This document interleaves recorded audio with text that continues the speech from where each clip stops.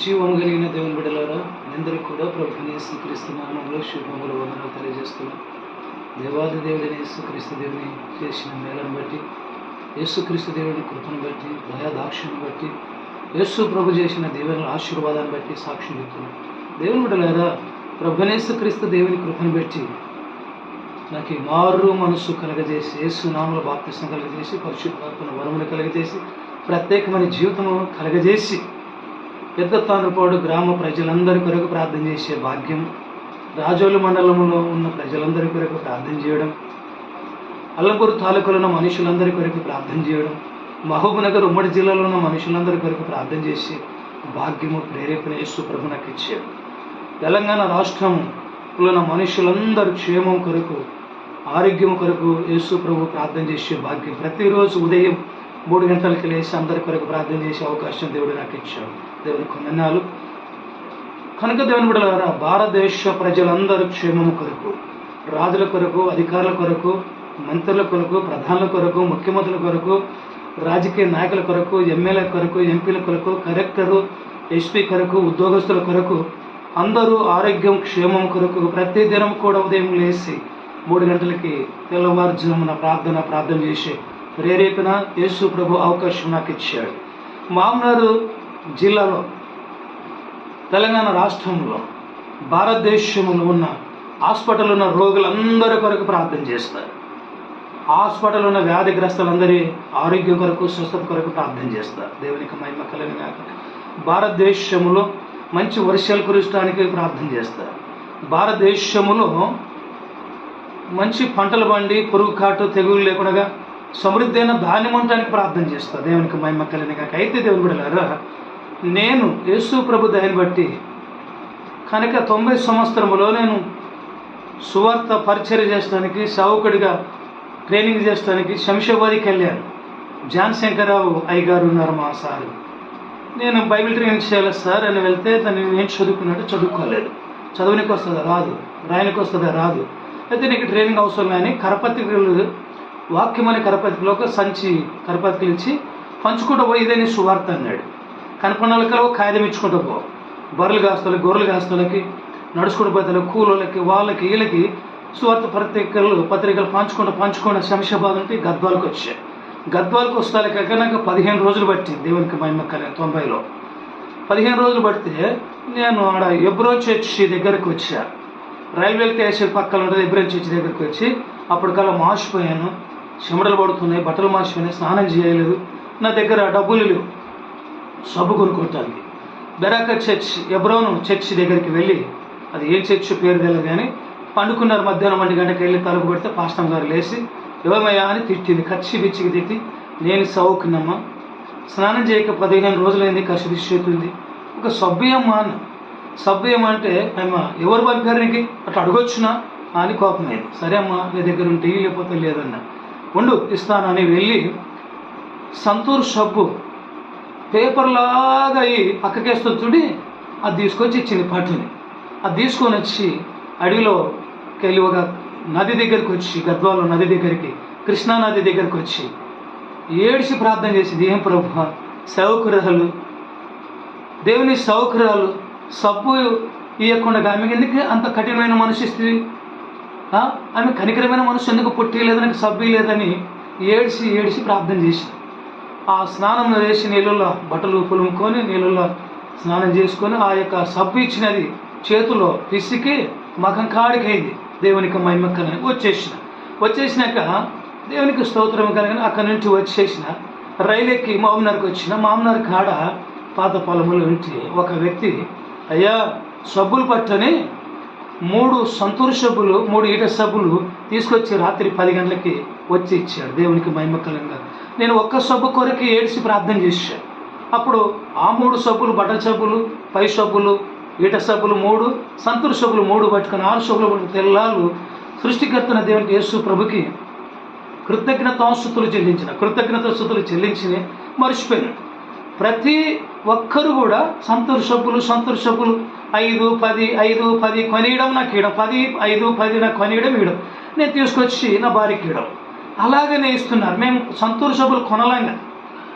కనుక దేవుని బిడ్డలు అలాగని జీవిస్తూ నడుస్తున్న సమయంలో ఒకసారి 21 సంవత్సరం సంతూర్ సబ్బు కొనల తెచ్చిస్తున్నారు. మా కుటుంబ సభ్యులు వాడుకుంటున్నారు, సంతూర్ సబ్బులు మా సంఘ సభ్యులందరూ కూడా వాడుకుంటున్నారు, అనేక సేవకులు వచ్చి వాడుకుంటున్నారు, అనేకలు వాడబడుతున్నాయి. సంతూర్ సబ్బులు అయిపోవడంలే. ఆనాడు పిండి తొట్టిలో పిండి అయిపోలేదు, బుడ్డిలో నూనె అయిపోలేదు. దేవునికి మహిమ. భూమి మీద వర్షం కురిసేంత వరకు. అలాగనే నా జీవితంలో ఎన్ని సబ్బులు లేవు చెప్పండి, ఎన్ని కంపెనీలు లేవు భూమి మీద, రకరకాలైన కంపెనీలు, రకరకాల సబ్బులు ఉన్నాయి. ఎవరు కోనిచ్చిన నాకు సంతూర్ సబ్బులు 5, 10, 5, 10, 5, 10, 5, 10 జనయ పడి సబ్బులు తీసుకోండి, జనయ సబ్బులు తీసుకో అని 5, 10, 5, 10 అట్లా 21 సంవత్సరము సమృద్ధిగా సంతూర్ సబ్బు. ఒక్క సబ్బు కొరకు నేను ఏడిచాను.